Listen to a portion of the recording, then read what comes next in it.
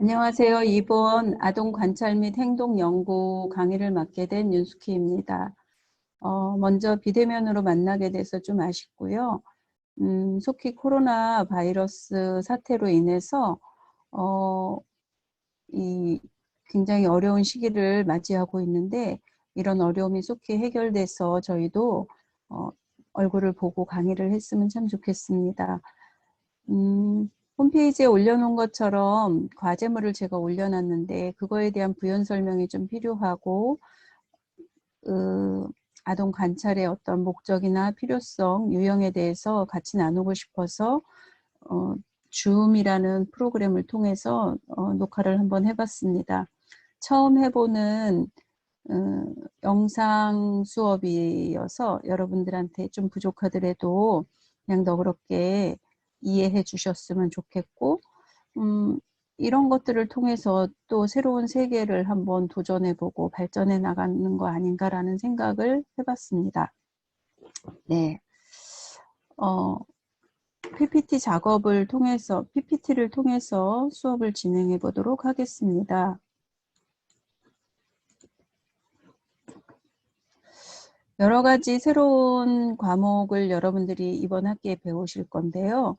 아동 관찰 및 행동 연구, 이 학문은 기본적으로 뒷받침되어야 하는 것들이 무엇이냐면, 여러분들이 발달에 대한 이론적 특성을 알고 시작하시는 것이 아동을 관찰하고 이해하는 데 많은 도움이 될 거다라고 생각을 해요. 그래서 혹시 시간이 되신다면 수업이 진행되지 않는 이 기간 동안 아동의 그 발달적 특성을 알고 준비해 두시면 수업이 훨씬 더 재밌게 진행되지 않을까라는 생각을 해봅니다. 여러분들은 사람을 왜 관찰한다고 생각하세요?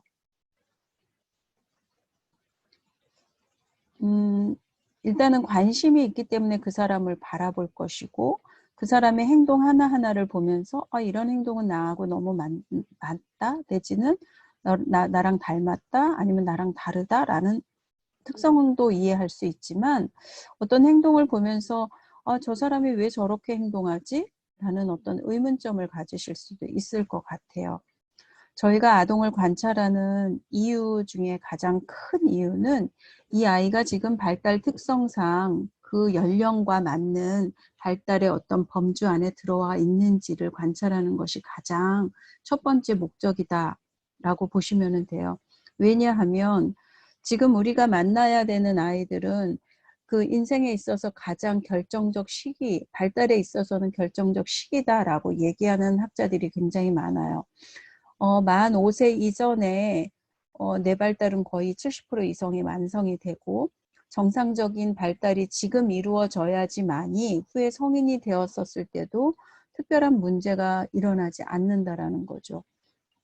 그래서 이 시기에는 그 어느 시기보다 발달의 속도가 빠르고 개인차가 많은 시기이기 때문에 관찰에 대한 필요성이 제기되고 있다라고 보시면 돼요.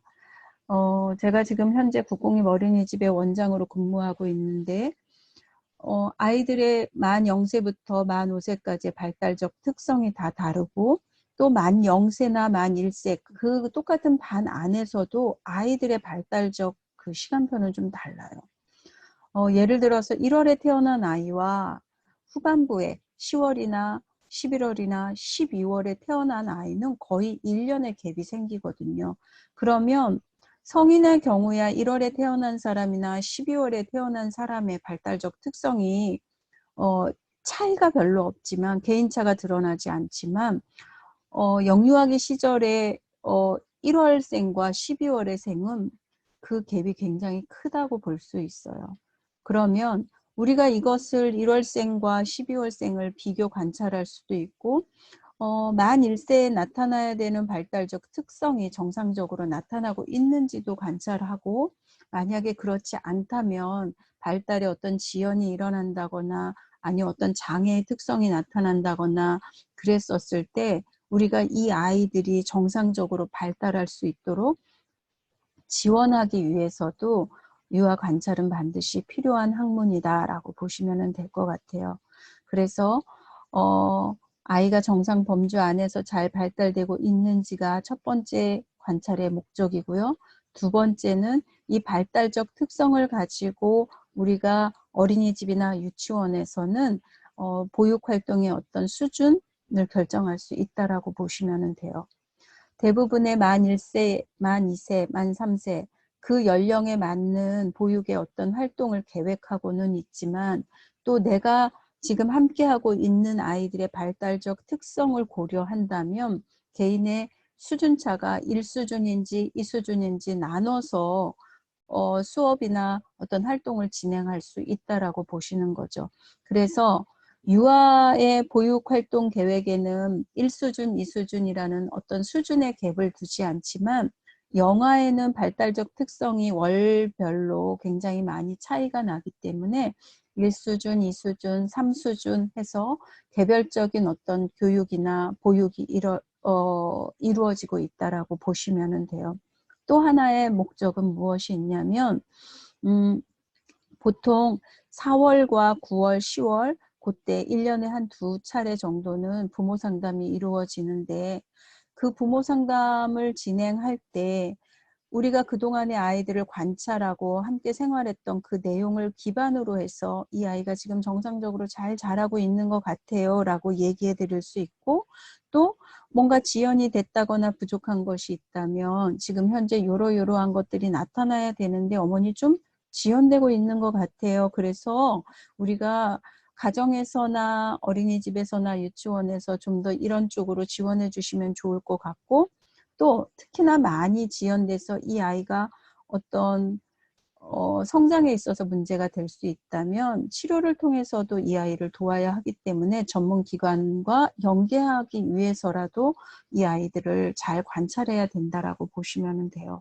또 하나는 각 기관마다 교육적인 철학과 이루고자 하는 어떤 성장의 목표가 있는데 그것들이 그 목적과 내지는 방향성에 잘 부합돼서 아이들이 성장하고 있는지에 대한 그런 것들을 점검하기 위한 것도 사실은 아동 관찰을 통해서 이루어진다라고 보시면 돼요. 그래서 여러분들이 이번 시간에 저와 함께 서로 생각해보고 고민해보고 또한 여러 가지 책을 통해서 우리가 준비되어야 할 것들은 아이들의 발달 특성이 어떠한지에 대한 이론적 근거 하에 아이들이 어느 연령에서 어떤 특성이 나타나고 하는지에 대한 것들을 기본적으로 아셔야 되고 두 번째는 그런 범주 안에 정상적으로 잘 진행되고 있는지를 판단할 수 있는 그런 여러분들의 어떤 전문적인 지식이 바탕이 되어야 된다라고 볼 수 있어요. 그리고 관찰의 유형에는 여러 가지가 있다라고 보시면 되는데 좀 진행을 더 해볼게요. 관찰의 목적은 조금 전에 제가 구두로 말씀을 드렸고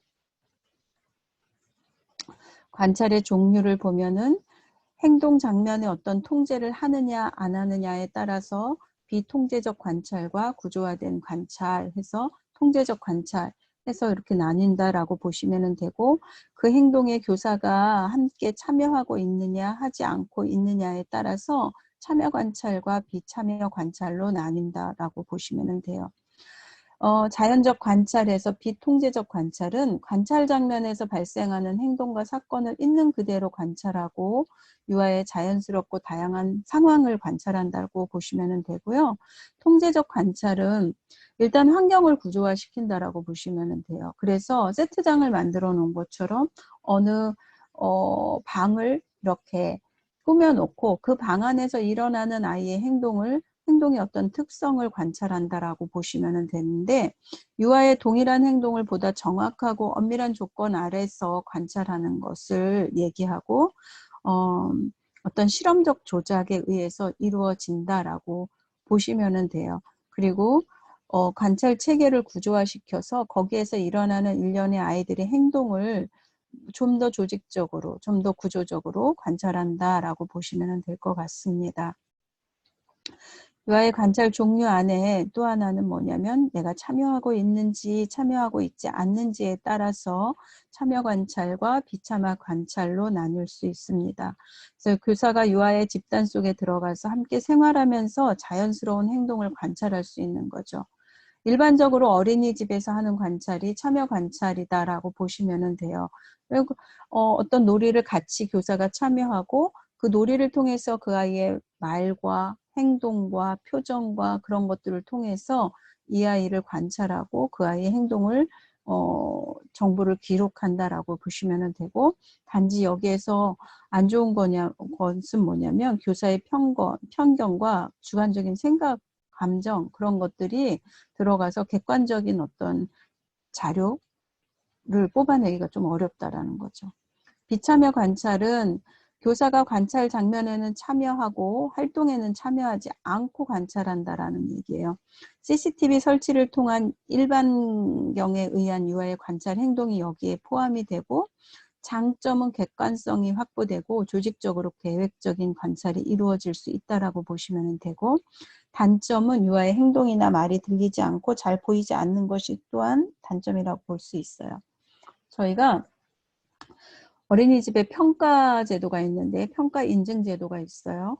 그러면 그 평가자들이 오셔가지고 교사의 행동을 평가하고 그 다음에 아동을 평가하는 그런 시간이 있는데, 교사 관찰자가 와서 한쪽에 의자에 앉아서 아이들의 행동을 관찰하고 교사가 얼마나 아이들하고 상호작용을 잘하는지에 대한 관찰을 하는 경우가 있어요.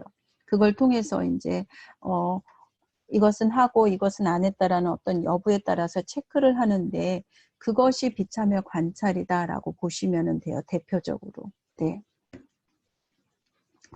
관찰 절차가 있어요. 우리가 행동을 관찰할 때 분명히 그 관찰의 목적이 있겠죠. 관찰 계획에는 관찰의 목적이 구체적으로 설정이 되어야지 되는데, 발달 범주, 정상적인 발달 범주에 들어와 있는지에 대한 어떤 것들, 내지는 이 아이가 언어적인 발달이 정상적으로 이루어지고 있는지에 대한 언어적 특성을 관찰하는 것도 있고, 또한 인성에 대한 관찰로 인해서 행동에 대한 특징을 관찰하기 위해서 관찰을 하는 경우도 있고요. 신체적인 균형의 어떤 발달이 잘 이루어지고 있는지에 대한 신체적인 발달에 대한 것도 저희가 관찰의 목적이 될 수 있고, 아이들 간에 서로 상호작용, 또래 형성 간에 있어서 상호작용이 잘 이루어지는지에 대한 사회성에 대한 관찰을 이룰 때도 관찰의 목적이 될 수 있고요. 그래서 관찰의 목적에 따라서 관찰 행동에 대한 표집이 설정될 수 있어요. 그 아이의 신체적 발달이 정상적으로 이루어지는지에 대한 행동을 관찰하기 위해서는 신체적인 균형 감각이라든지 내지는 소근육에 대한 것들이라든지 하는 것에 대한 행동 단위를 결정하는 세부화된 어떤 내용들을 설정하겠죠. 그리고 관찰 장면을 선정하는 데 있어서 예를 들어서 신체적인 발달을 우리가 관찰하기 위해서라면 가만히 앉아있는 언어 영역이라기에서 하는 것보다는 뭔가 좀 더 활동할 수 있는 대교육 활동을 할 수 있는 유의실이라든지 아니면 놀이터에서 한다든지 하는 관찰 장면을 설정하겠죠. 그리고 기록하는 방법은 서술형으로 일일이 이 아이가 뭐 시소를 타는 거, 미끄럼을 타는 거, 내지는 뜀뛰기를 하는 것을 일반적으로 서술하는 방식이 있는가 하면 약호형으로 이미 다 문장형으로 만들어 놓고 했느냐 하지 않았느냐 라는 정도의 어떤 체크하는 방식이 약호형이다라고 생각하시면 될 것 같아요. 또 하나는 관찰의 절차가 있는데, 관찰을 실시하는 어떤 것들에 대한 이야기가 있고, 관찰을 결과에 대한 기록을 어떻게 할 것인지에 대한 우리의 절차가 또 있다라고 보시면 되고요. 여러 가지 관찰의 절차를 보면은 일단 행동을 관찰했겠죠. 아까 서술형으로 기록한다든지 내지는 약호형으로 기록해 놓은 것을 가지고 그 관찰 자료를 토대로 추론할 수 있어요, 교사가. 그리고 그거에 대한 평가가 있을 수 있고요. 그 평가를 통해서 우리가 교육적인 조치 내지는 지원할 수 있는 어떤 조치의 방향성을 결정한다라고 보시면 돼요. 그리고 그 결과의 활용이 그런 거겠죠. 발달이 지연된 아이는 치료를 통해서 좀 더 발달을 촉진할 수 있는 그런 역할을 하기 위해서 부모 상담을 한다든지 전문가에게 우리가 관찰한 내용을 제공한다든지 하는 식으로 할 수 있고, 또한 다양한 교수 방법에 활용할 수도 있어요.